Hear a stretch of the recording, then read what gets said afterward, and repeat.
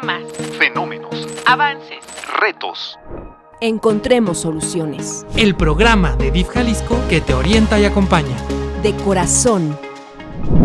Muy buenos días, bienvenidos a De Corazón. Yo soy Lourdes Mireles y como cada miércoles es un placer que me acompañe a mí y a mi amigo Josué Chávez. ¿Cómo te ha ido en esta hermosa semana? La verdad es que muy bien, mucha lluvia, mucho frío. Oye, la verdad sí he tenido bastante frío, yo creo que hace mucho tiempo que no estaba así.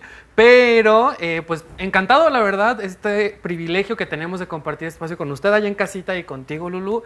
Siempre me emociona mucho y siempre es una gran oportunidad de aprender un montón de cosas y sobre todo de cómo dar la mejor atención a las personas más vulnerables de nuestro estado. Exactamente, y usted que nos está acompañando, fíjese que hay un tema que es preocupante, que es una realidad acuñada desde milenios quizá, pero ¿qué les parece si vamos a este pequeño latido informativo y regresamos para charlar? Adelante. De acuerdo a la Oficina de las Naciones Unidas contra la Droga y el Delito, el número de víctimas de trata de personas en el año 2022 aumentó un 25% en el mundo. Al incrementarse los casos de explotación sexual infantil y el trabajo forzoso, en comparación a las cifras anteriores registradas en la pandemia de 2019. Las mujeres equivalen a 2/3 de las víctimas de la trata de personas en el mundo. De manera global, 1 de cada 5 víctimas son niños.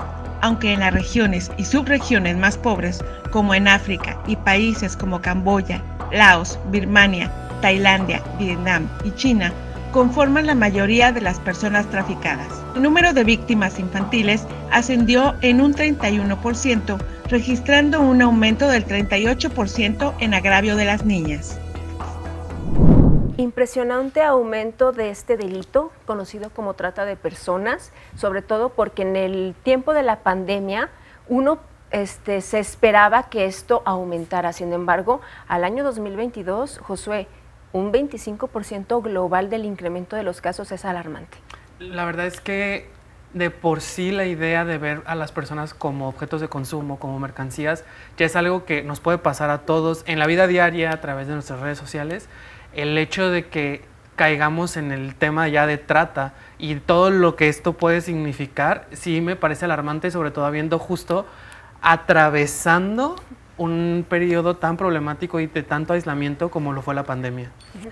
Y es precisamente que con este comentario que acabas de hacer, te voy a hacer la pregunta de la semana, Josué, y no te voy a dar más tiempo para decir qué se te viene a la mente o qué has escuchado con el término esclavitud moderna. Corre tiempo.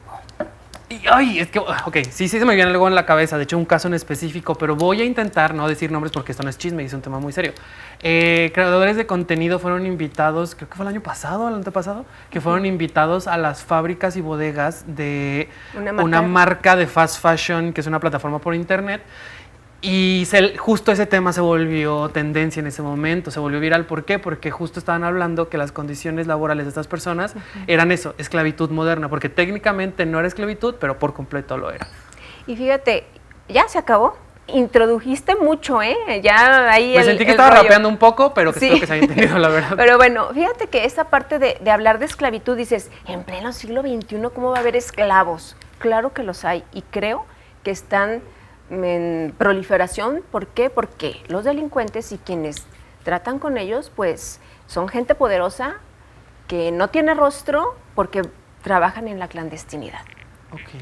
Entonces, ¿qué te parece si vamos a ver qué es lo que la gente piensa sobre la trata de personas? Si realmente creen que existe esclavitud en estos tiempos, ¿te parece? Me parece. Okay. Vayamos con este sondeo. Sí, he escuchado o he visto en las noticias, hasta hay creo que novelas de ese tipo o así. Es un caso la verdad muy feo, donde he visto así que por engaños o así, que la citan como para trabajos o ya que alguien se hace novia de ellas y pues ya resulta que el fulano era pues alguien de ellos mismos o así, se las llevan. Sí he escuchado de que pues son personas que están forzadas a trabajar sin pago, pues solamente trabajan para la persona pues encargada de eso va a ganar dinero pues. Cuando las personas, te envuelven en algo para llevárselas a otros lados, a trabajar, ya sea pues para cosas malas o... Pues es cuando alguien se lleva muchachas, a lo mejor por su voluntad, por engaños, pero ellas ya saben a veces a lo que van, nadie las va engañando, ¿verdad? Y a lo mejor ese es su negocio de ellos, ¿verdad? Pues yo creo que también hay veces que los papás no ponen mucha atención como en las niñas, las niñas salen, no avisan a dónde van o así, y por el mismo miedo de que los papás no los dejan salir o así. Más bien cuidar a los hijos y advertirles que no se fíen de cualquier persona, que estén alerta, que no se queden callados con ese problema, que se lo digan a su padre nada más. Pues tener como una clave, si te marcan y tener una clave de, pues yo con mi hija pues tenemos una clave de si te marca alguien y te pide dirección o algo, o sea, primero que la clave, o sea, que tenemos nosotros y pues la comunicación entre todos. Cuando menos debería dárseles una plática desde cuando son niños, hay que empezar todo desde cuando son niños que crean conciencia de lo que van a hacer y de lo que les va a convenir. Y preparar a los papás para que ellos también, porque los papás también ya aflojaron las cuerdas, ¿verdad? Ya no son lo mismo que antes. Pues es muy interesante saber lo que los jaliscienses piensan sobre este delito. Hay que decir las cosas como son y nombrarlas. Y para que nos profundice más en el tema, quiero darle la más cordial bienvenida a Diana Flores Rojas, presidenta de Fin de la Esclavitud AC. Bienvenida, Diana, aquí a esta charla. Gracias, Lulú. Muchas gracias por la invitación. Gracias a tu audiencia que nos está escuchando y viendo en este momento. Fíjate que hoy pues, es un día significativo y muy, muy emblemático a nivel mundial. Se conmemora el Día de la Lucha contra la Trata de Personas en todos los países. Así es. Y que quizá no todos se suman, pero pues el problema existe en todo el mundo. Primeramente para saber, ya hablamos de lo que nosotros pensamos, Josué nos compartió pues lo que se ha escuchado en redes, lo que se ha visto, pero me imagino que es solamente un aspecto de muchos y lo que los jaliscienses opinan. Pero ¿a qué nos enfrentamos cuando hablamos de trata de personas? Me gustaría definirte, y hay un protocolo que define perfectamente lo que es la explotación. Sin embargo, tenemos una frase con la cual estaría perfecto que se quedaran, y es justamente la compra-venta de seres humanos. Eso es la trata de personas. Hoy en día es un programa global, ya lo comentaste, todos los países en el mundo tienen esta problemática. Y yo me puedo ir al protocolo de Palermo, a lo que le dice la ley federal, pero yo creo que es importante dar en cifras, pero también enunciados cortos para que se queden e impacten. Compraventa de personas, híjole, yo cuando escucho este término que nos acabas de decir, pues me remito a las películas de los tiempos de Roma, de cuando se intercambiaban los esclavos por ciertas propiedades para que les trabajaran, o simplemente cuando construyeron las pirámides. Por ese todo bagaje, como dicen, cultural que traemos, que la industria cinematográfica nos va inculcando. Pero ¿cómo es posible que exista o alguien que le ponga precio a la vida de una persona? Así es. Y no solamente a la vida, ¿no? También a los órganos. Ah, caray. También al trabajo que pueden realizar las personas. Estamos hablando de un fenómeno o un delito que es la trata de personas y que se alimenta de muchos otros factores, ¿no? En cada país, en el mundo, se representa de alguna manera distinta, ¿no? No es lo mismo que puede estar sucediendo en un país que está viviendo una guerra a un país como el nuestro en este momento. Entonces, se va a representar de muchas formas. Podemos hablar de las 11 formas que habla la ley general, o podemos hablar de las 6 formas que habla la Organización de las Naciones Unidas. De alguna manera, estas son representadas pues por todo el mundo, ¿no? ¿Cuáles son esas 11 formas? Porque híjole, son bastantes, pero cuando dices compraventa de personas, pues ¿para qué las compran o para qué hacen una intersección, un intercambio monetario porque una persona yo le saque provecho? ¿De qué manera? Sí, justamente si hablamos de trata tenemos que hablar de captar, transportar, trasladar, acoger y recibir a personas. Esas son acciones. Después vienen los medios. Los medios responden a la pregunta ¿para qué lo hacen? ¿No? ¿Y cómo lo hacen?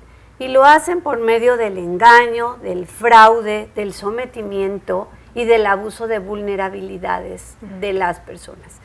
Y el fin último por el cual hacen estas acciones y estos medios, el fin último siempre es la explotación. Entonces, si hablamos de explotación, yo te voy a mencionar la explotación que es mayor en porcentaje, ¿no? A nivel mundial, y tendríamos que hablar de la explotación sexual. La explotación sexual tiene 3 vertientes: prostitución forzada, pornografía y comercio sexual de niños, niñas y adolescentes en entornos turísticos y hoteleros. Ahí nada más es una de las 6 o 7 que te puedo ahondar de la Organización de las Naciones Unidas, porque las 11 que habla nuestra ley están englobadas en esas 6, ¿no? Después tendríamos que hablar de explotación laboral, que lo comentaste perfecto en estas líneas de fast fashion. Explotación laboral está en la agricultura, está en la construcción, está en la agricultura, etcétera, ¿no? Está en la pesca, por ejemplo, o también está en las minas para poder sacar todo lo que necesitan las baterías de nuestros celulares y dispositivos. Esa es explotación laboral. Tenemos que hablar de extracción ilegal de órganos y tejidos. Muchas personas nos dicen, bueno, pero es que es un porcentaje muy chiquito. Sí, el 1% del total de la explotación, pero bastara que fuera 1 o 2 personas. O sea, con eso es suficiente para poderlo mencionar y tenerlo que prevenir, ¿no? Y precisamente, déjame te interrumpo, porque he escuchado, y vamos a dejar y debatir en casa también, el hecho de que una persona sea explotada es porque está en condiciones no humanas, no apegada a sus derechos. Quizá está trabajando, quizá estás prestando una actividad, pero corre riesgo su integridad física y emocional. Vamos a una pequeña pausa. Allá en casita, vaya por su café, acompáñenos, no le cambie, está muy interesante este tema. Regresamos en un momento. De corazón. De corazón. Pues ya regresamos, fue muy breve y precisamente, Diana, nos estabas comentando pues estas modalidades o estas realidades que están latentes y que representan un riesgo. A ver, vaya, me quedé impactada porque hablabas de 3 o 4 y las 11 que no, pero cómo se engloba la explotación de personas con fines laborales. Me preocupa mucho lo que nos comentabas del tráfico de órganos, que literalmente es algo pues que no se puede ni mencionar, el cómo una persona puede perder la vida a cambio de unos dólares o millones de dólares, pero que en este camino de tú como activista social, cuando hablamos de... ¿Por qué te interesaste en la trata de personas? ¿Qué fue lo que a ti te motivó a empezar a investigar, empezar a capacitarte? Pues es una historia de 11 años atrás, ¿no? En donde tengo la oportunidad de convivir con una sobreviviente. Y esa oportunidad me abre los ojos ante una realidad que, para ser sincera, no conocía. Así que en ese momento es que nacemos como organización. En ese momento es cuando empezamos a trabajar para constituirnos y pues para empezar en todo este camino que las organizaciones civiles tenemos que hacer. Exactamente. Fíjate que ahorita que mencionas, pues claro que tienes una organización y ya haces pues mucha chamba, ¿no? Me imagino en calle incluso, con instituciones, pero yo te quisiera preguntar algo sobre los retos que has tenido, porque allá en casita no sé si lo notaron, pero dijiste un montón de palabras ahorita que hablaste de los tipos de trata, que no se pueden mencionar en redes, no se pueden mencionar en medios. Son cosas que literalmente los medios tradicionales y las redes sociales, todas las plataformas, así sea la más novedosa, están hechas para censurarlo. O sea, estamos hablando de plataformas que están hechas para censurar todos estos temas que estás mencionando. Y lo que me parece muy alarmante de esto es que aquí en este programa hemos aprendido una y otra vez que lo que no se nombra no existe. Entonces, ¿cómo le haces tú para afrontar un tema tan serio si no se pueden hablar de esos temas en realidad sin que haya censura de todos lados? Ya sé, Josué, realmente yo estoy sentada aquí ahora, pero yo tengo un equipo maravilloso. Yo tengo un equipo que todos los días estamos trabajando, no solamente en ir a escuelas, a comunidades, a hablar con autoridades, establecer alianzas, no solamente en eso, están pensando cómo vamos a comunicar todo esto en nuestras redes sociales.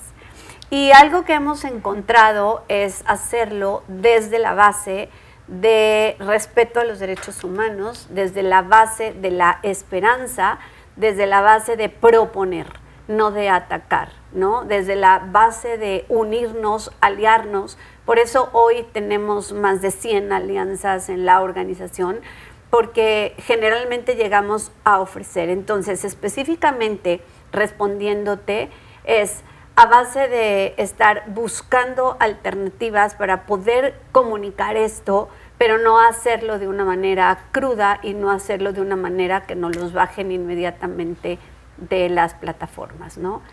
Porque fíjate que ahorita que decía Lulu que ya tenemos cierto bagaje en estos temas por las películas o pues, cultura general, creo que la mayor representante de este tema luego es películas como por ejemplo Búsqueda Implacable, que en realidad vende por el morbo que da el tema. ¿Cómo manejas tú eso, sobre todo para las personas que van y escuchan de estos temas? ¿Cómo le haces justo, y esa es una pregunta que de verdad me interesa mucho, para que se mantenga en concientización y sensibilización y no caiga en el morbo? Justamente esa película es lo menos realista posible. O sea, yo quiero preguntarte, ¿cuántas personas tenemos un papá que tenga ese rango dentro de la policía, que tenga la oportunidad de salvarnos de una red de trata de personas, ¿no? Pero sin embargo refleja, ¿no? Refleja un poco esa cruda realidad. Lo que nosotros hacemos generalmente es dar storytelling. Siempre damos en nuestras charlas, en nuestras conferencias, pequeñas historias reales para poder captar toda la atención, y después venimos con todo lo duro, con todos los datos, con toda la realidad. Sobre todo cuando hablamos con autoridades es muy importante. Hemos hablado con magistrados, hemos hablado con ministerios públicos, les hemos capacitado. Es muy importante antes que nada la sensibilización. Entonces lo hacemos de esa forma. Y precisamente, Diana, pues como hicimos la tarea y escarbamos un poquito de tantas cosas que ustedes hacen, pues sabemos que hay una campaña durante el mes de julio que se llama Julio Azul. Vamos a ver de qué se trata, qué es lo que se ha hecho durante 30 días consecutivos, bueno, 31 que tiene el mes de julio, y regresamos para comentar. Vamos con esto.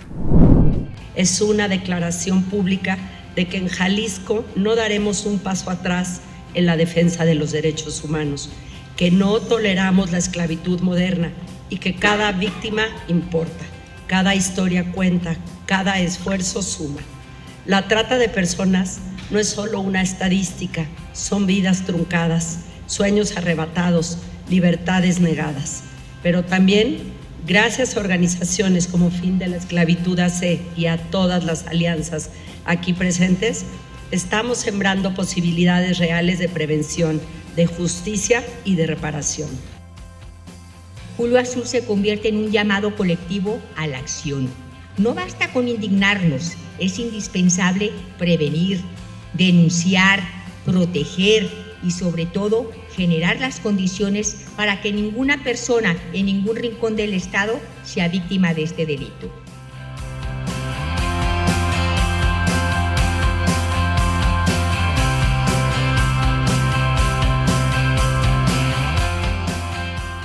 Estas acciones planeadas por instancias como las secretarías ejecutivas de los IPINAS municipales, en conjunto con los sistemas DIF, las áreas de prevención del delito, los institutos de las mujeres y organizaciones aliadas, tienen un solo objetivo: prevenir y erradicar la trata de personas de nuestros propios territorios locales.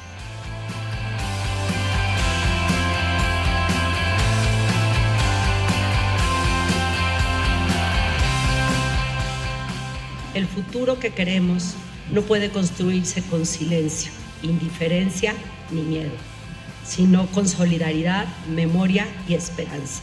Porque cuando el dolor se nombra, se escucha y se acompaña, se convierte en fuerza colectiva. Cuando hablábamos de lo que se ha hecho, lo que quizá hace falta mucho por hacer, esas alianzas que nos comentas, Diana, ¿cómo es posible que un estado como Jalisco empiece a poner atención en este tema tan delicado? No quisiera caer en presunción, ¿sabes? Sí, claro. O sí. Pero hace 11 años no se hablaba del tema. Pareciera que no existía, pareciera que la trata de personas pues solamente en Bangkok, en Tailandia, ¿sabes? Y lo que nosotros hicimos fue empezar a tocar puertas, empezar a acercarnos a autoridades, traer cifras, traer la temática de escuelas, traerla a universidades y estar literal picando piedra para que este fuera un tema que se escuchara. Hemos logrado realmente mucho, pero falta muchísimo por lograr. Claro. Quiero decirles que estos 31 días de actividades culturales, deportivas, artísticas, con más de 120 eventos. Se dice una cosa sencilla, pero divídelo y nos van tocando más o menos como 4 eventos al día.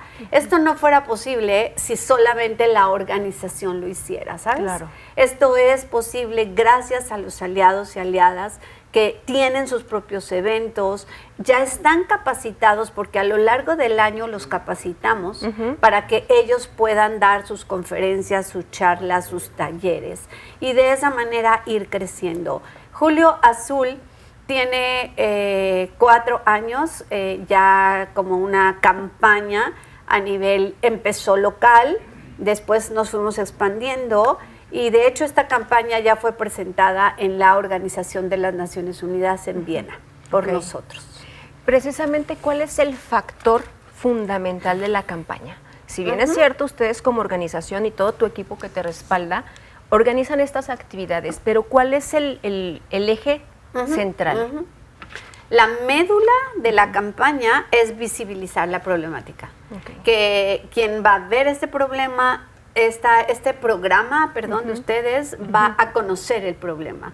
Quien va a ir a un torneo de flags, se le va a dar información de lo que es la trata de personas. Quien va a ir a pintar el mural va a decir, ¿y este mural qué significa o por qué se está pintando? Es un mural que está hablando de derechos humanos porque la trata de personas los vulnera.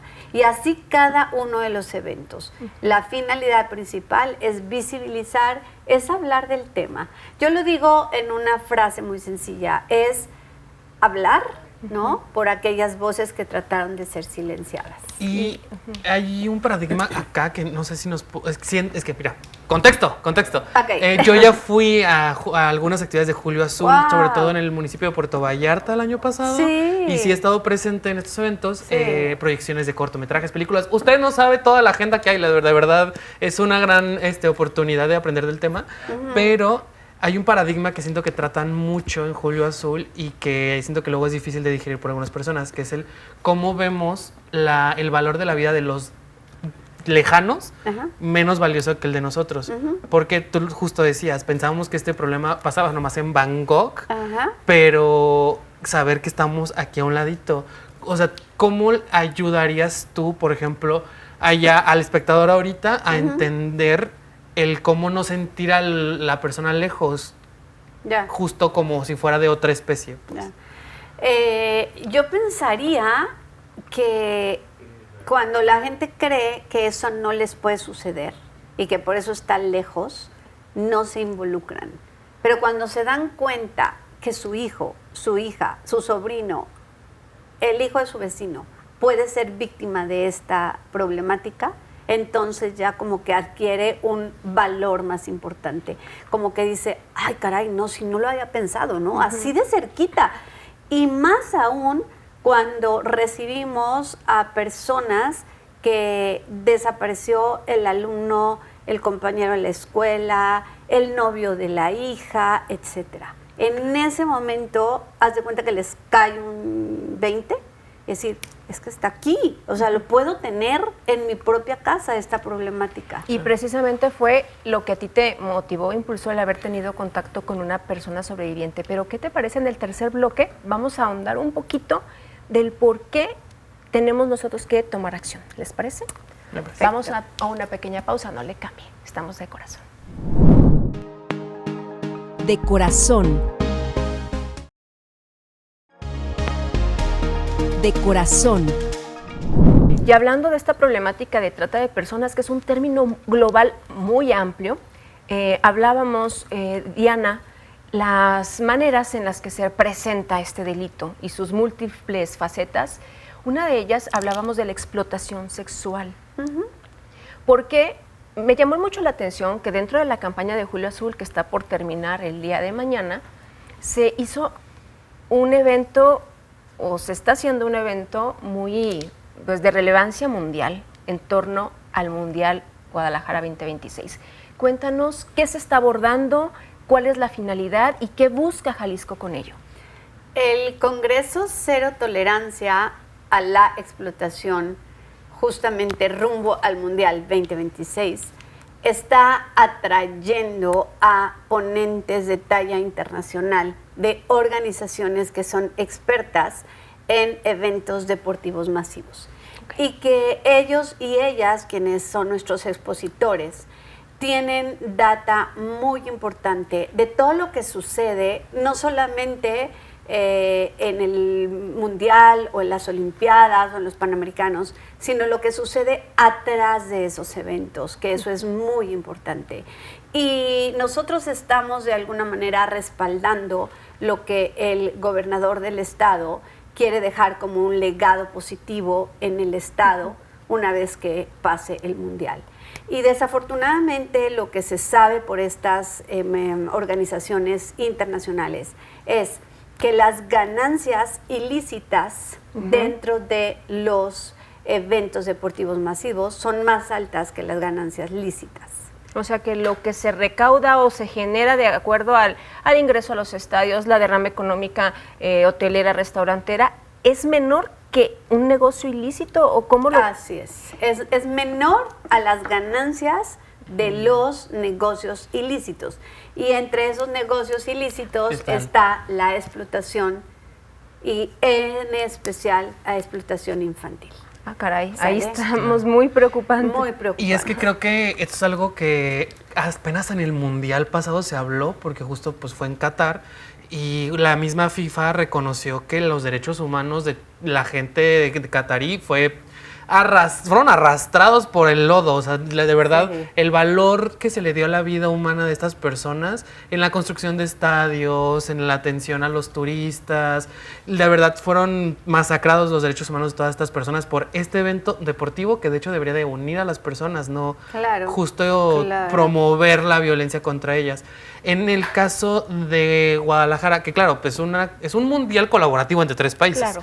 La atención se va a diseminar un poquito, no tenemos como solo en esta ciudad o solo en este país. En el caso de Jalisco, ¿cuál es la estrategia o cómo van a contribuir en prevenir este tipo de situaciones que pongan en riesgo los derechos humanos de acá, de la gente? Justamente el Congreso Cero Tolerancia a la Explotación está uniendo a la academia, a la autoridad, a la sociedad civil, a la FIFA, al estadio, o sea, todas las personas involucradas en el Mundial. Vamos a tener este congreso en el cual es 2 días, ¿no? Un día emblemático porque es el Día Mundial contra la Trata y el 31 porque es el cierre de nuestra campaña de Julio Azul. Y lo que se pretende hacer con todo este trabajo es una ruta de acción para todos los que vamos a estar involucrados en el Mundial. En el FanFest, en el aeropuerto, en las centrales camioneras, donde quiera que sea. Y entonces poder ser esos ojos que necesitamos ser para que cuando se prenden las red flags podamos decir, ok, yo denuncio esto y sea una misma ruta de acción. Este congreso, en primer lugar, es punta de lanza. En segundo lugar, es un congreso específicamente en cuidado de derechos humanos, que es algo que pide la FIFA también al país sede. Y me encanta que Fin de la Esclavitud pueda ser parte, ¿no?, de quien convoca, ser parte de quien trae a la mesa esta idea. Y este es el Congreso, pero son tres fases que se van a llevar a cabo de aquí hasta el Mundial. Ok, este congreso lo que busca es la capacitación y sensibilización ante la problemática. Después, ¿qué se viene? Después del congreso, con todas las autoridades, se viene la capacitación. Se viene la sensibilización. Tenemos una plataforma, la cual tiene acceso a más de 1,000 alumnos. La vamos a poner full de más o menos septiembre a enero, para que todas las personas, inclusive todos los voluntarios, que estamos hablando que serán más o menos 6,000 voluntarios, van a estar capacitados y sensibilizados. Eso va a ser un parteaguas en el Estado, porque después de ser un tema ignorado totalmente, ahora va a ser un tema que está ahí a la vista, y no solo eso, sino que gracias a estas alianzas y gracias al apoyo del gobierno del Estado y al DIF Jalisco, esto se va a volver y va a estar en la boca de todo mundo, la identificación de posibles casos. ¿Por qué crees, Diana, que Jalisco, bueno, así como algunas otras sedes, tiene que poner especial atención en proteger a las infancias? Porque me preocupó mucho que dijiste, y que las estadísticas de otros eventos lo han reflejado, que la explotación sexual comercial infantil es el negocio, pues quizá el más atractivo para el turismo que va a visitar nuestra entidad durante esas fechas. ¿Por qué tenemos que blindarnos y blindarles a ellos? Claro, porque creo que esto es parte del legado que queremos dejar después del Mundial. Tú sabes que siempre hay legados. Hay mejoras en los aeropuertos, en las carreteras, en los transportes. Y entonces, en este caso en especial, va a quedar un legado de protección a niños, niñas y adolescentes. Estamos trabajando de la mano con la Secretaría Integral de Protección a Niños, Niñas y Adolescentes, y entonces la idea es que esto se queda permanente. ¿Por qué? Porque ya los conocimientos que adquirieron las autoridades, pues no se los van a borrar, ya están ahí, ¿no? Ya se quedan, ya pueden servir para cualquier situación posterior. Y sobre todo pensando en que Jalisco, al ser lugar centro de toda la República, y al ser también el paso de la migración y de muchos otros problemas, está catalogado con 3 focos rojos de trata de personas, por lo cual necesitamos accionar con esto que estamos haciendo y con todas las iniciativas que vengan, ¿no? Cuando hablas de focos, son los destinos turísticos que ya se han mencionado en algún otro escenario. Por ejemplo, al momento de que mucha gente que va a venir a conocer nuestro país y ve estos atractivos turísticos, ¿se presta en los escenarios turísticos para cometer este tipo de delitos? Totalmente. Acuérdense que anteriormente se llamaba turismo sexual. No es un término correcto, no es un término que debemos de usar. Se llama explotación sexual de niños, niñas y adolescentes en sectores turísticos y hoteleros, y es muy conocido que existen cientos de miles de consumidores, de pederastas y de pedófilos que buscan este tipo de destinos, ¿no? Es muy preocupante, pero sobre todo, como dices, estamos a tiempo, y más porque mencionaste que viene la capacitación. Una vez que los ponentes que se están presentando en este Congreso Internacional, pues son expertos en la materia. Totalmente. Que ya, me imagino, implementado prácticas en sus países donde dieron resultados. Sí. Al bajarlo, al aterrizar eso que quizá aquí desconocíamos, al funcionariado público, a la academia, a la sociedad civil, viene esta parte de ¿qué voy a implementar yo que me va a funcionar? Claro. Y es donde podemos frenar y sobre todo, como tú dices, una persona, si rescatas a una persona, es como, wow, claro, hiciste tu chamba, claro, ¿no? Claro. Josué, cuando tú comentabas lo de los derechos humanos en Qatar y todo, a veces creemos que en Jalisco no se vulneran los derechos humanos, pero no es porque seamos insensibles, sino porque quizá desconocemos que hay estos espacios en donde se pueden vulnerar o quizá no sabemos que lo estamos provocando. ¿Cuál sería como esa parte del llamado a los jóvenes, tú que estás, y sobre todo en redes sociales, cómo poder ser activos en ese sentido? La verdad, es un tema de empatía. Justo me estaba acordando de... Hay un reportaje, no sé si recuerdan este caso del libro de Demonios en el Edén, claro, que sale a evidenciar, de Lidia Cacho, que sale a evidenciar esta red de explotación sexual infantil.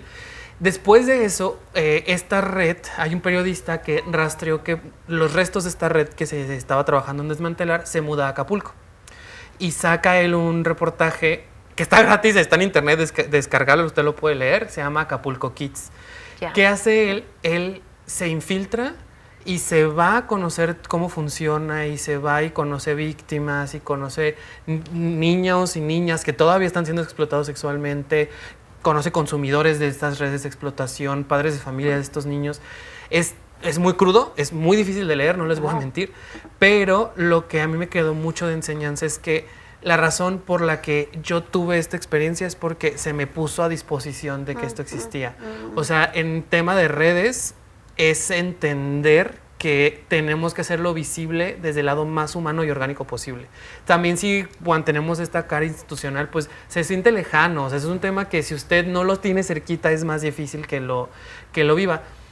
En este caso, por ejemplo, lo que nos queda de aprendizaje, y lo estaba repitiendo Diana constantemente, es que es un tema cercano, no es un tema lejano. Aunque las víctimas en su mayoría, y lo retratan en este reportaje, dicen que la mayoría de las víctimas las eligen por ser más vulnerables porque nadie les va a defender. Y que estas personas consumidores justo vienen y consumen porque nadie les va a perseguir y nadie les va a decir nada y acá no van a tener consecuencias. Y es entonces, así, pues justo gracias al trabajo de fin de la esclavitud y de todas las instituciones, pues tenemos estos trabajos colaborativos. Y es así que ahorita en el cuarto bloque nos vas a decir, Diana, ¿cuáles son esos factores vulnerables para que las familias que están en casa o que quizá pudieran identificar a una persona vulnerable, pues le compartan esta información? Vamos, no le cambie, ya se nos fue el programa como agua, pero bueno, regresamos, vaya por papelito y su pluma para que anote. Estamos de corazón. De corazón. De corazón. Pues regresamos aquí a De Corazón y pues estamos hablando de ese tema preocupante, pero que también nos obliga a actuar como sociedad, como familias, desde casa, en todas nuestras trincheras. Una lucha contra la trata de personas que es una realidad que no es lejana, que está en el mundo y que está en todas partes. En algún otro momento hablábamos de las infancias en riesgo digital, que eran muy vulnerables porque estás a un clic de interactuar con infinidad de personas. Platícanos, Diana, cuando hablamos de este delito que es un monstruo de 1000 cabezas, ya me estoy dando cuenta, ¿quién o quiénes son las personas más vulnerables? Tú hablabas de factores que hacen a una persona vulnerable. Quizá pueden ser los niños, quizá puede ser una persona adulta. Explícanos por qué caen en esta red. A ver, no es tan sencillo y menos si pensamos que solamente un sector puede ser vulnerable. Okay. Todos los sectores, todas las razas, todos los géneros, todas las posiciones socioeconómicas, culturales, podemos ser vulnerables ante la trata de personas. Hay algunos factores que facilitan mucho más y estos tienen que ver con factores como familias disfuncionales, Esto tiene que ver con factores como vivir en comunidades muy alejadas de las metrópolis, ¿no? O de las ciudades. Esto tiene que ver con pocas oportunidades de estudio, de preparación, con pocas oportunidades de trabajo. Todo eso va como jugando en algún momento un factor, ¿no? Que beneficia a los delincuentes o a los tratantes, a los explotadores. Pero ¿por qué empecé yo diciéndote que no hay un sector libre de explotación? Porque sabemos perfectamente que hoy en día tanto profesionales, arquitectos, ingenieros, médicos, como personas maduras, a lo mejor como yo, como otras mamás que nos están viendo, que de pronto dicen, no, bueno, ¿yo para qué les voy a servir? Claro que servimos, y servimos muchísimo, porque en estos grupos delictivos necesitan quien haga de comer, quien cuida a los niños, quien haga el aseo, ¿sabes? Sí, claro. Entonces no hay un sector de la sociedad que pudiéramos decir, no, ellos están libres de toda ser enganchados para explotación. La verdad de las cosas es que el índice global de esclavitud nos dice que en México el 58% de los mexicanos somos vulnerables ante esta problemática. O sea, el 58%. Tiene que ver factores de impunidad, factores de corrupción, pobreza, muchas cosas, pero bueno, tú en casa puedes platicar con tus hijos, puedes abrir canales de comunicación, ¿no? Puedes tener algunos códigos muy, muy específicos de una llamada si se encuentran en peligro, que te dé una clave, ¿cómo está el perrito? No sé, X, ¿no? También otra de las cosas que nosotros recomendamos es tener un sobre. En ese sobre meter las contraseñas de tus redes sociales, ¿no? En casa. Y ese sobre se sella, nadie lo abre, solamente en caso de una desaparición. ¿Por qué? Porque es muy probable que en tus conversaciones de tus redes sociales pueda haber una luz, una dirección de a dónde fuiste y con quién fuiste. Y bueno, por supuesto, el tema de redes sociales, de privatizarlas, de tener horarios, todas estas cosas que seguramente ustedes han hablado ya con invitados, ¿no? Sí, hablábamos de establecer controles parentales desde el manejo en las redes, el que estén atento a las señales de alerta.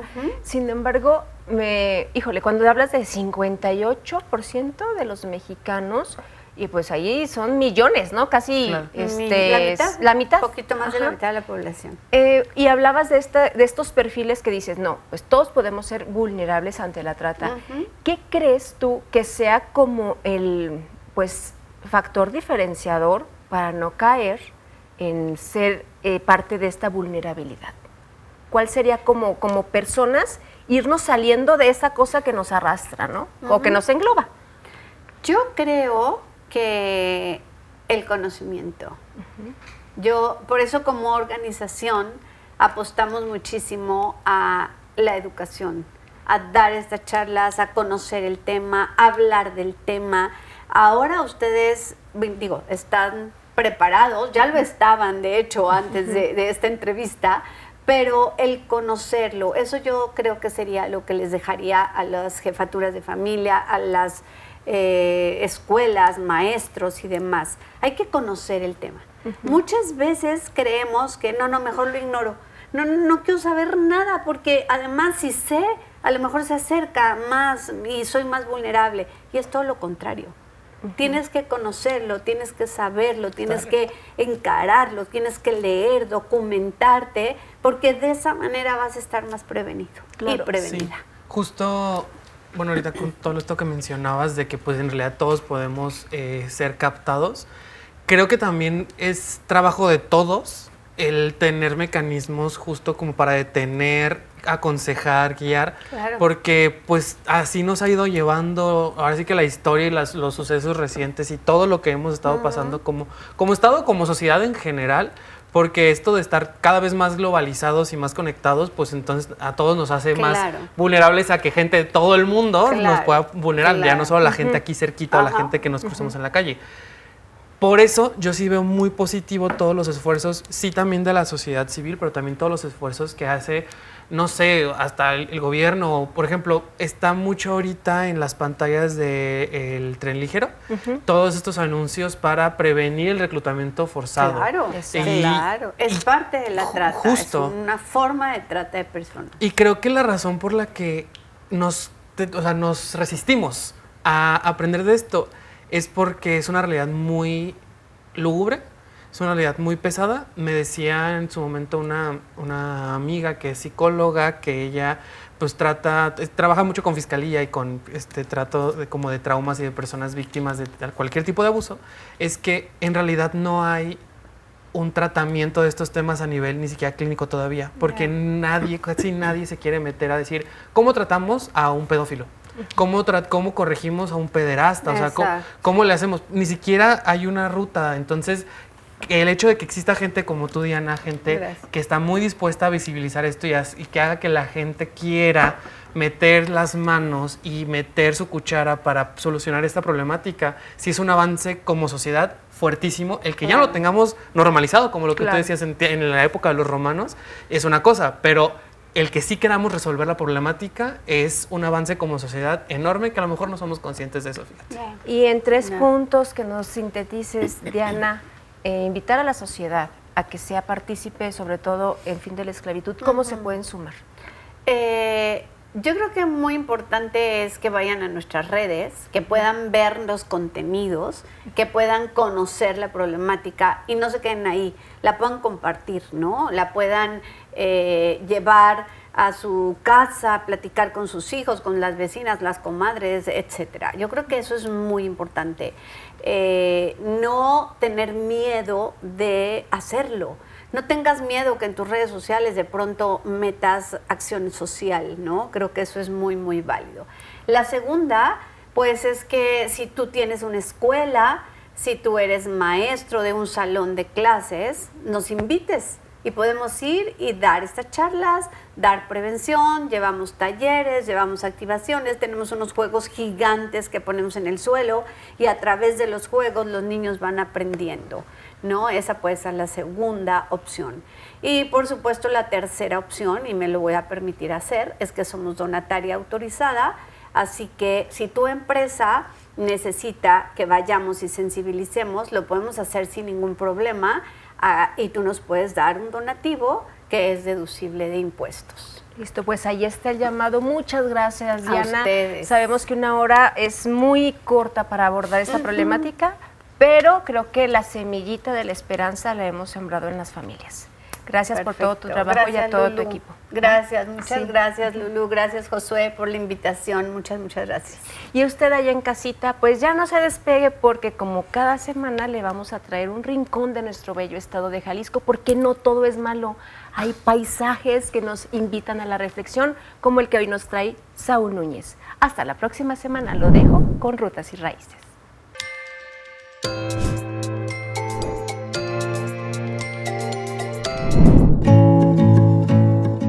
A 2000 metros de altura, Tapalpa es un refugio donde la niebla acaricia las copas de encinos y pinos.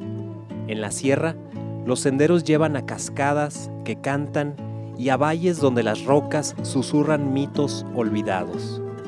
Entre tanta belleza natural, el patrimonio cultural se alza en piedra. De sus bosques nace la materia prima, madera tallada en utensilios que cuentan historias, jorongos de lana que conservan el calor, y en un gesto de alquimia, las agujas de pino se vuelven cestas, sombreros y sopladores, herencia viva de un diálogo entre el hombre y el bosque. Tapalpa se encuentra alrededor de 133 kilómetros de Guadalajara.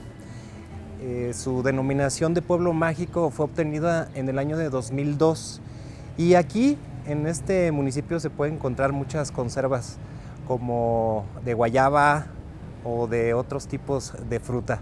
Vengan y conozcan Tapalpa. La tradición también está en la bebida, como en los licores que elaboran a base de jamaica, guayaba o ciruela, ¿Y qué decir del rompope con trozos de nuez de la región? De igual forma, son buscadas las panaderías, sobre todo son muy visitadas cuando cae la tarde. Ya en la plaza principal nos encontramos con el templo viejo de San Antonio, testigo de siglos, y con la capilla de la Purísima, donde las campanas repican para honrar sus tradiciones religiosas que con gusto celebran sus pobladores. Entre sus calles y como atracción turística aparece la pila de las culebras. Esta fuente presenta 3 serpientes talladas en piedra que expulsan agua y que está rodeada por una leyenda local que le da identidad al pueblo. Se cuenta que en el pasado 3 mujeres se reunían junto a la fuente para hablar mal de la gente. Un día, un indígena llamado Macario las maldijo por su comportamiento, transformándolas en serpientes de piedra y quedaron grabadas en la fuente. Tapalpa no es solo un destino, es un lugar donde las flores crecen en las ventanas, donde cada casa blanca, cada tejado rojo es un verso de un poema que nunca termina. Pueblo mágico con un extenso patrimonio cultural, sus hogares, sus tradiciones, sus bosques y sus sabores nos invitan a perdernos entre sus brechas y empedrados.